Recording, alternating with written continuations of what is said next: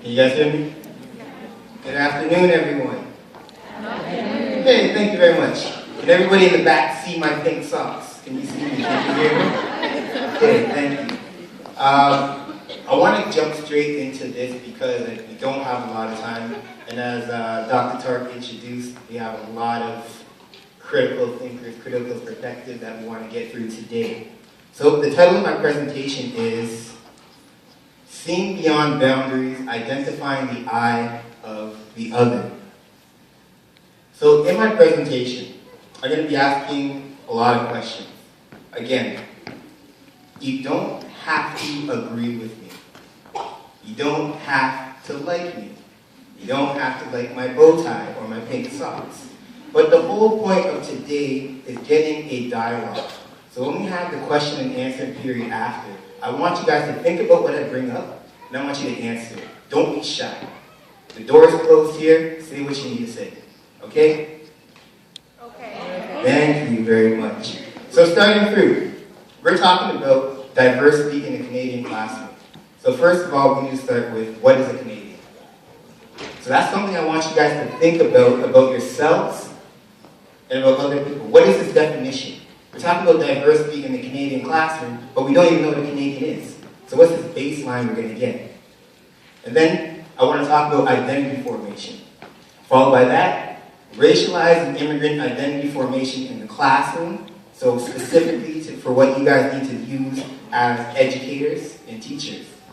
And then teaching identity in the curriculum. So what I did was look at the social studies curriculum for 2013 for grade 1 to 6, specifically grade 6 on diversity, inclusion, and multiculturalism.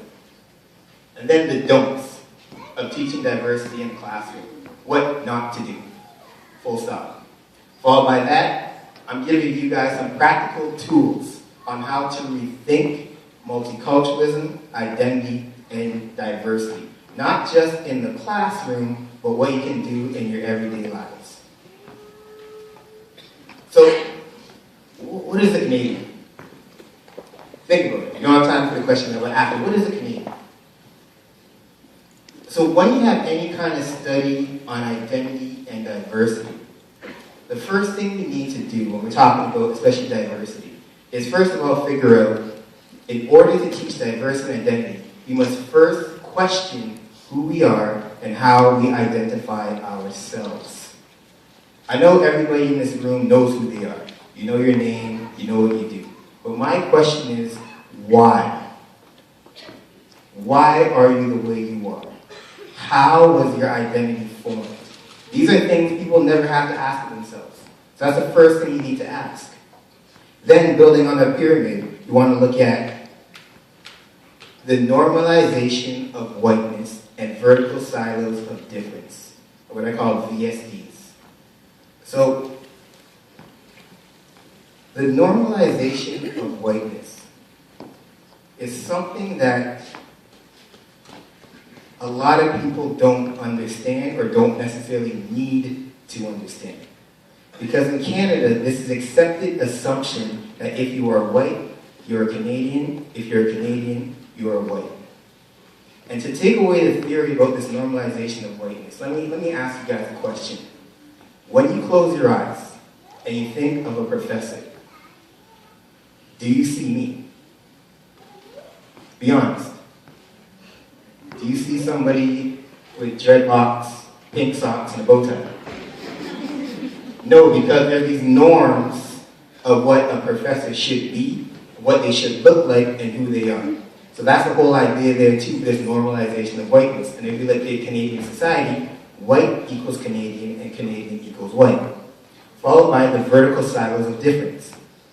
In Canada, we have this vertical silo. At the top, we have Anglo-Saxon heterosexual white males, or whiteness at the top. And at the bottom, we have this color stratification all the way at the bottom, different colors. So when we have these vertical silos of difference, the higher you are at the top, the more, you can say, advantages when we talk about white privilege you have. And the further you are from that top, you have less. So now the question is for you, who are you? Putting this together, though, identifying who you are as people, and this normalization of whiteness and these VSDs, who are you? More importantly, the question is, who are you in relation to how other people see you? Furthermore, specifically as educators, how do your students see you? How do your non-white / racialized / visible minority / immigrant students see you? Then we get to identity formation. The I. So you have the I, the individual, who I am. And then you have the I, how people see you. So when we look at identity formation, you have the enlightenment subject, the self-made man or self-made woman. And these are concepts from Stuart Hall, if you guys are familiar with Stuart Hall, a sociologist. And then you have the sociological subject.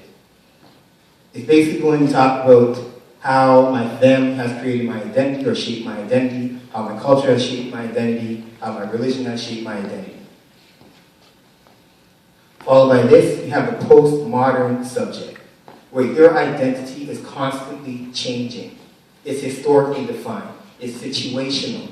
One day I'm this, another day I'm that. One situation I'm this, another situation I'm that. And again, I understand for a lot of people, you're never forced to think about these things. Never. Because you don't have to. It's the whole situation that if you are part of the mainstream, if you are here, you don't have to know what's happening over here. If you are the other who's over here and has to live and work within the mainstream, you must know what's happening here. So you must know yourself as the other, and you must also know what's happening in the mainstream because you have to navigate that. And a perfect example that I use is, if you eat PB&J in the home, and then you also eat PB&J at school, that is your norm, correct? However, say for example, you eat hummus or falafels in the home, and then you have to go to school and everybody's eating PB&J. How do you reconcile these two? You must learn how to like PB&J or at least tolerate it. So that's when we get into these situations now of segmented identity. In the home, you're one thing. At school, you're another. And then hyphenated identities. In Canada, we like to celebrate having a hyphen. Everybody knows what a hyphenated identity is. So say, for example, I'm a black Canadian, or I'm a Barbadian Canadian, or I am an Italian Canadian. That's a hyphenated identity. The problem with the hyphen is that only certain groups have to hold on to the hyphen. Have you ever heard somebody acknowledge themselves as being an English Canadian? Never. Well, some people do, fairness, and some people do. But it's not commonly known. Why? Because when we look at this normalization of whiteness, if you're white, you're Canadian. No hyphen. So the difference is, if you do not look Canadian, if you're not a part of the norm, what happens is you must hold on to that hyphen. Your Canadianness must be qualified by something. And the problem with that is, if you don't look Canadian, and your children don't look Canadian, and so on and so forth, with that hyphen, you will never fully ever be Canadian. And then we get into code switching. A lot of people in this room do this all the time. For example, I know for my identity, I know how to operate in front of a group of hundreds of people. I know that I need to put on a suit, I need to speak a certain way, and so on and so forth. And I also know how to work in a different situation when I'm going out with friends, we're going to a bar, and so on and so forth. That's code switching. That is something that with my social and cultural capital, I've been able to learn and cultivate. Code switching.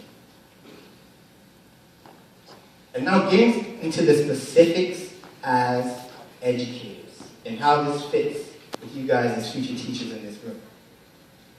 School is the principal means by which the children of immigrants adapt to a new country as well as learn to participate in society.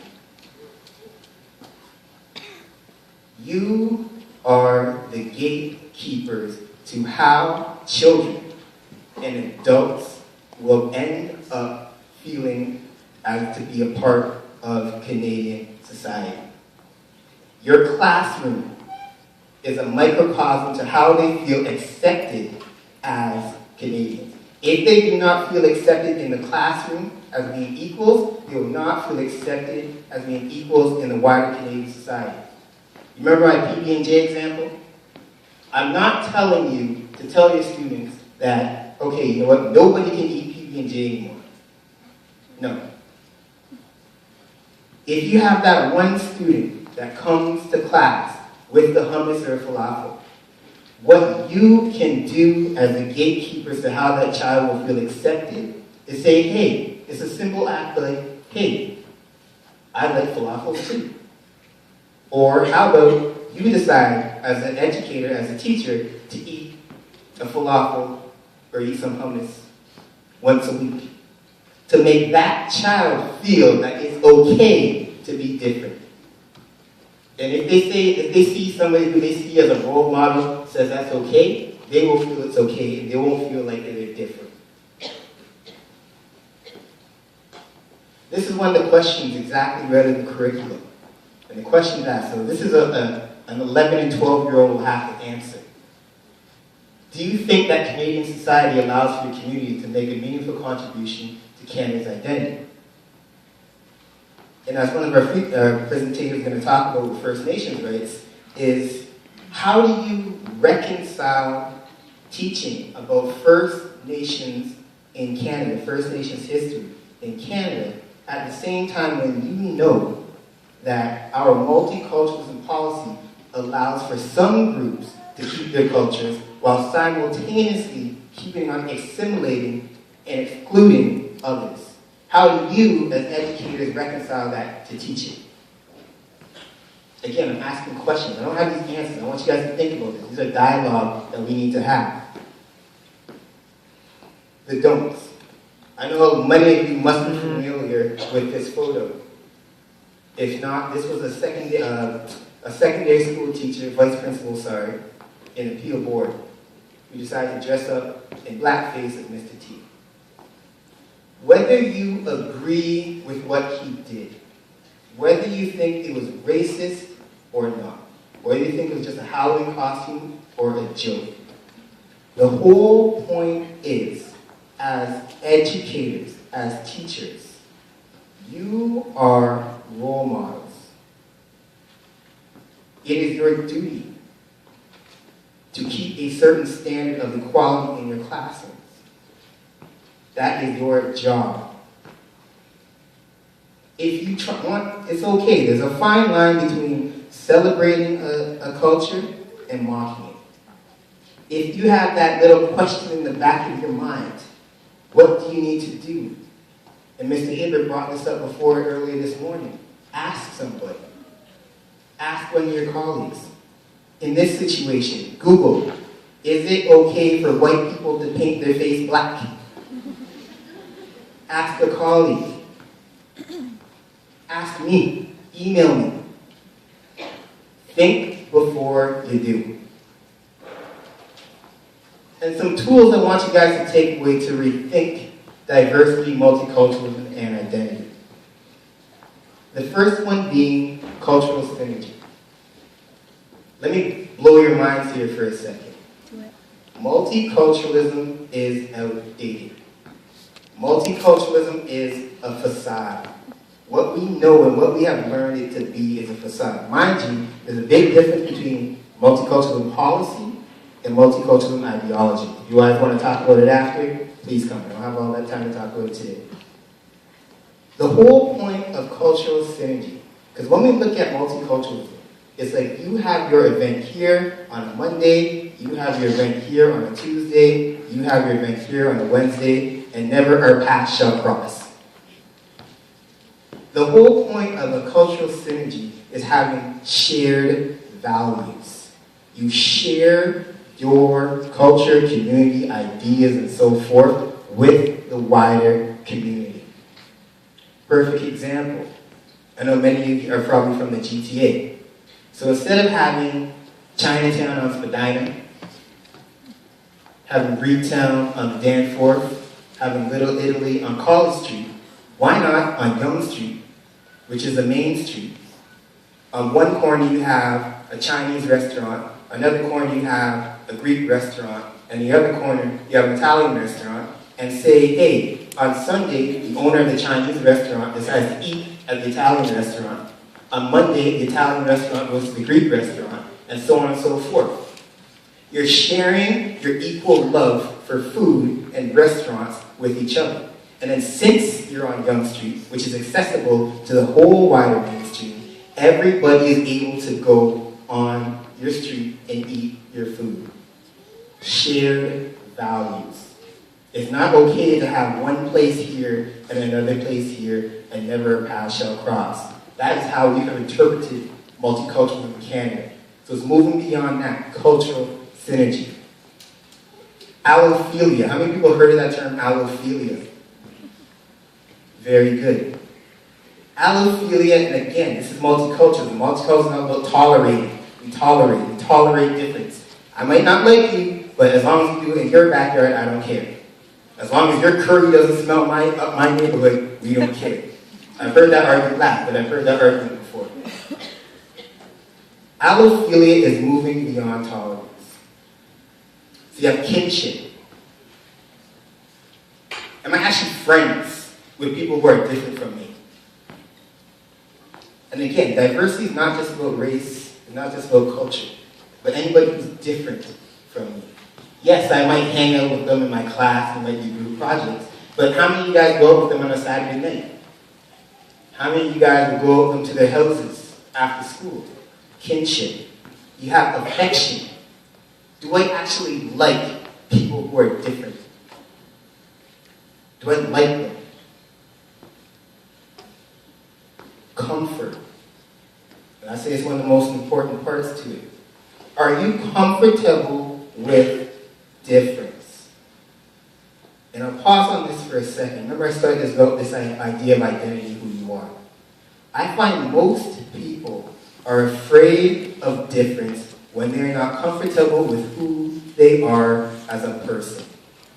They feel that their identity is being threatened by difference. Why? Because they're not comfortable with who they are as individuals. They don't even know who they are. Because if you're comfortable with who you are, I am comfortable as a person, so I'm okay with wearing pink socks and a bow tie. I'm not going to be mocked. I don't feel like I'll be mocked and say pink is a girl's color. No, because I'm comfortable with who I am as a person. You have engagement. Are you engaged? Are you going to different ideas? Are you going to different things? And then enthusiasm. Enthusiasm is usually seen as a bad thing, as about being emotional. But sometimes it's good to be excited about doing something different and being different. Enthusiasm. And finally, I want to leave you guys with this quote. You can't teach it if you don't believe it. Thank you very much.